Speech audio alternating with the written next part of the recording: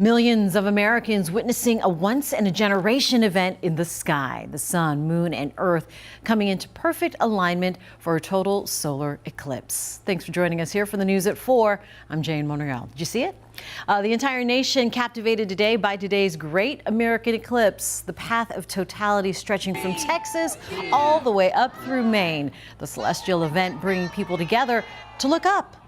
And people across the Carolinas are finding a place to view the eclipse. Discovery Place hosting a solar eclipse watch party in Uptown, which is just now wrapping up. And that's where we find WCNC Charlotte's Austin Walker. Austin, what are people saying about their experience there? Yeah, they were excited. Obviously, like, I'm a little confused. Like, why are you standing on the top of a parking garage looking up into the sky on a random Monday? But obviously very, very cool that we're going to see this right here in the Carolinas and across the U.S. But like you mentioned, Jane, it is wrapping up. There's not many people out here left over from the watch party. But earlier today, hundreds of people. Look at this video on your screen right now. You can see the parking deck is completely full as people were just trying to watch the solar eclipse, obviously safely using their protective eyeglasses. But again, and while, yes, we saw it back in 2017, the excitement and curiosity is still at the forefront. While we were here in Charlotte and not in the direct path of the eclipse, people say they used it to learn. A lot of hype, and that's as it should be. It's a pretty cool astronomical event. You know, compared to being in the path of totality, we're not going to get the craziness that we might find there, but it's still an awesome opportunity for just to look at something cool, and for us at the Museum for Science Education. We're homeschoolers, so this was perfect to fall on today because we were able to turn this into our homeschool day. What a way to spend your homeschool day out right here, honestly looking at something you could be learning inside of a classroom or learning inside of your home. But don't worry, if you missed this solar eclipse, you still got one coming up that is in August of 2025. But Jane, will you be going to this one? 45, excuse me, yeah. 45, that's what it is, Lord right? willing, I'm going to see that next one. Austin, what'd you think of the eclipse? Of course, I think we're all going to.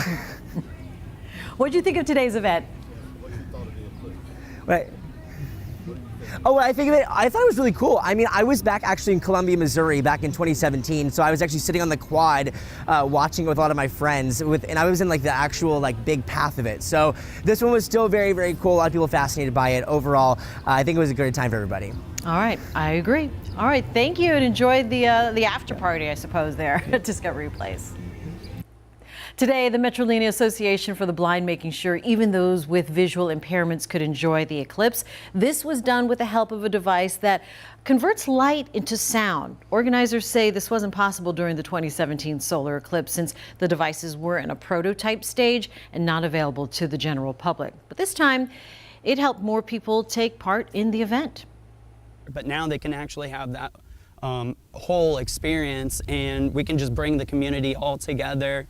Any age, any disability, any visual acuity, we all get to just come together and enjoy this moment that you won't see again for another 20 years.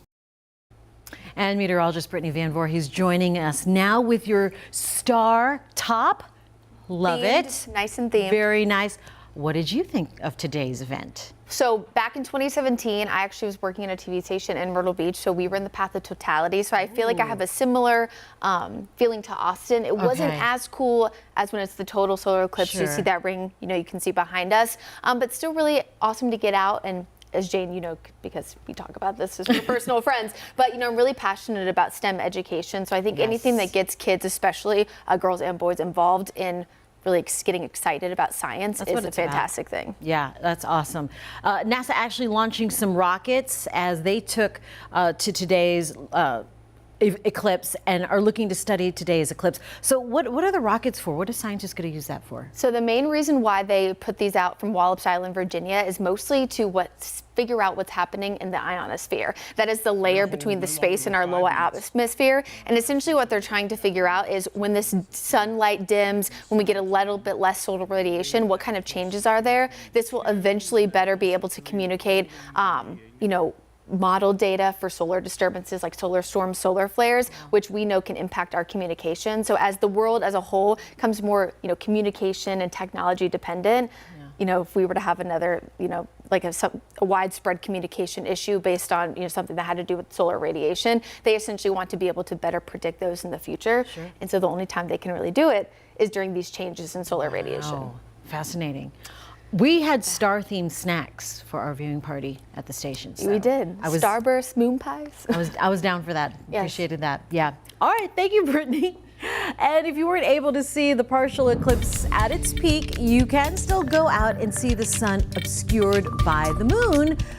So, Britt, what can we expect for the weather here in the next 20 minutes or so? Well, kind of similar to what you see there, Jane, from Kannapolis, is we do see some clouds mixing in with sunshine, but a lot of those really dense clouds we were expecting thankfully stay just to our west, kind of kept out of here. So yes, we have about 20 more minutes or so from about 4:06 to 4:26 until the eclipse is technically over here in the Charlotte area. So it is less of a view as to what we had earlier, but most areas look to see a bright sunshine with the exception of the mountains, as we are tracking a little bit of rain up there. So more of a bummer for places like Ashwaubenon and Avery County. But you can certainly see the clouds mixing in with the sunshine here from our Dallas tower cam. Temperature is really, really warm today in the mid 70s. Warmest temperature so far we've hit is around 75. A little bit muggier. That, of course, indicative of more cloud cover around. And we are going to see more of that cloud cover, more muggy air, and even higher rain chances as we progress through the next few days. So this morning and actually Friday afternoon look to be some of our driest times of the week. So hopefully you have the umbrella handy because you're certainly going to need it this upcoming week.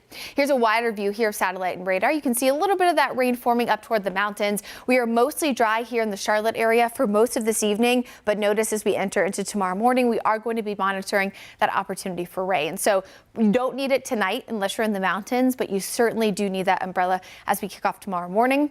Looking ahead to the rest of the week, I still think the best chance of rain and storm activity looks to be on Thursday. We'll take a closer look at how much rain we're expecting and whether or not flooding could be an issue with this upcoming additional storm chance almost every single day. That, of course, and more coming up. All right, we'll see you in a few minutes then, Brittany. Thank you. And as Austin mentioned earlier, the next time a total solar eclipse will be visible from the United States, about 20 years from now, on August 12th, 2045. So there's a look at the path of it now. It will begin on the west coast near California's Bay Area and then finish near the southern tip of Florida.